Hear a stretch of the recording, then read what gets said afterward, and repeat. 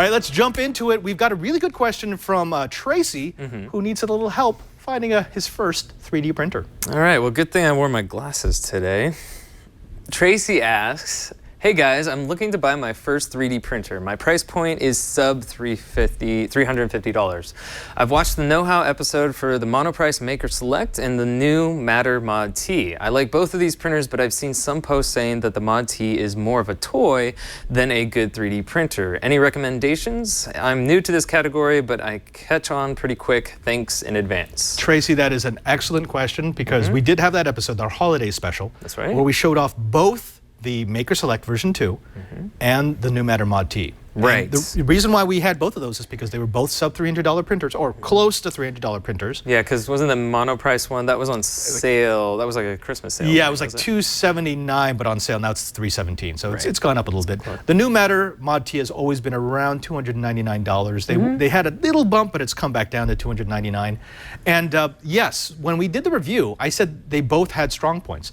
The strong point of the Mod T is it is a perfect and absolute fantastic beginner's printer. If you have someone who is not techie, who does not have the patience to calibrate, well, that's what you want to go. In fact, we did, here's a little bit of B-roll of it so you can see what the Mod T looks like.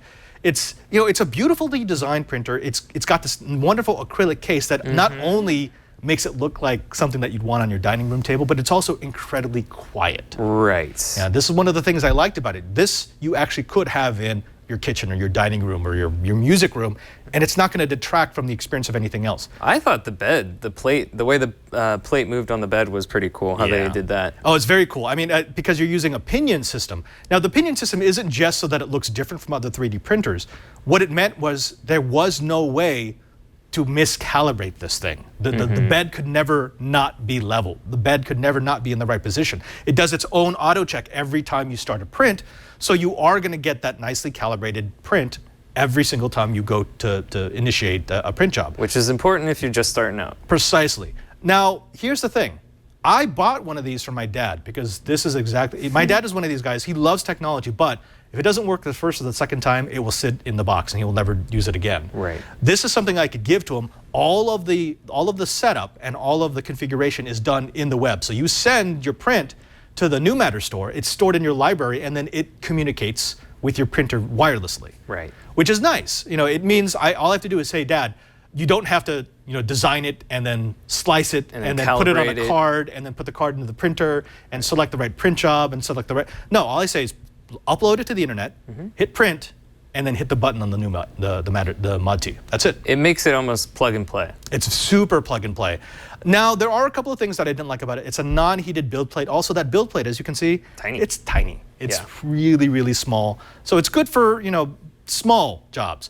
The resolution's also not as good as what I'd want. That bed and rod system is cool, and I love watching this thing work, but the fact that the entire build platform moves also means that it's going to be a little bit inaccurate sometimes with where it places down filament. That's just one of those things.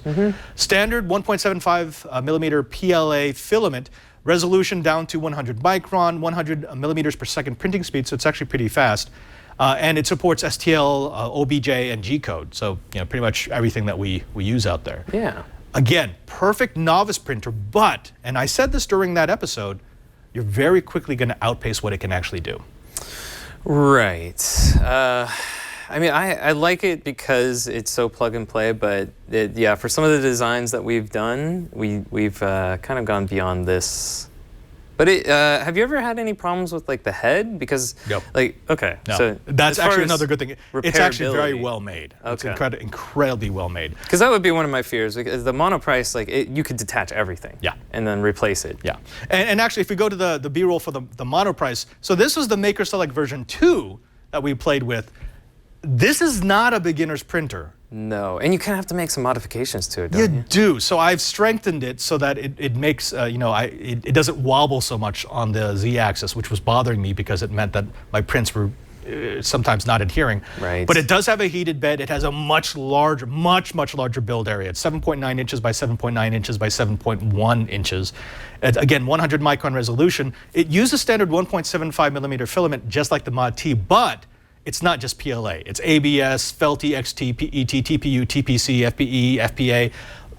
basically all the types of filament you might want to use. I typically only use PLA because it's non-toxic, but it's nice to have a printer that could do the other types. And you usually work in a very confined space with poor ventilation, so. Which explains a lot about me. Yeah, right? Kind of does, right?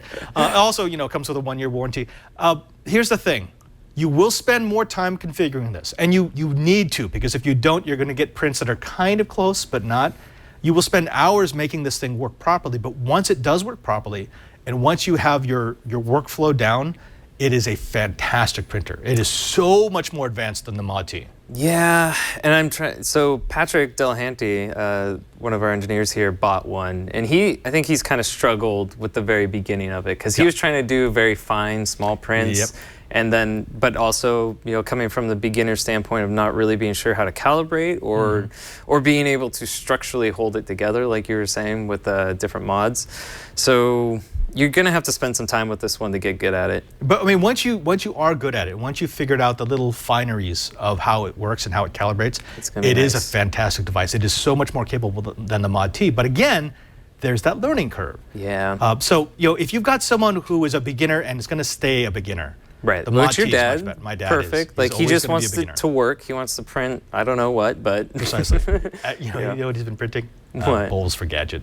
Oh, like, okay, that's cool. Cute. Yeah. But I mean, if you are a techie and you plan to do some advanced 3D modeling, you're probably going to want something a little higher. Now, Patrick Delahanty, speaking of Patrick, he got the Plus version of this, which is $399, so it's $100, almost $100 more expensive. It's a little bit faster. It's basically the same printer. It integrates that device, like the control, into the actual base of the printer.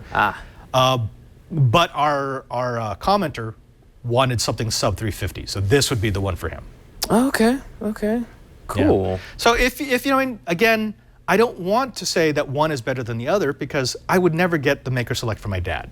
No. But you're a techie, so this is probably the one you're going to want to get. And at $317, you can put in a little bit of time to get it to work right. Oh, and by the way, if you go to Thingiverse, many people have put their designs for strengthening the supports on there. So you can actually print the supports you need to make your printer print better. Right, so just get it set up and don't jostle it while it's printing the extra supports that you need for it. Right. Well, and Patrick keeps saying the Mod T at $399. The Mod T is actually $299, but so it's a little cheaper. Okay, but that's it. So go ahead and get yourself a MonoPrice. Fantastic printers.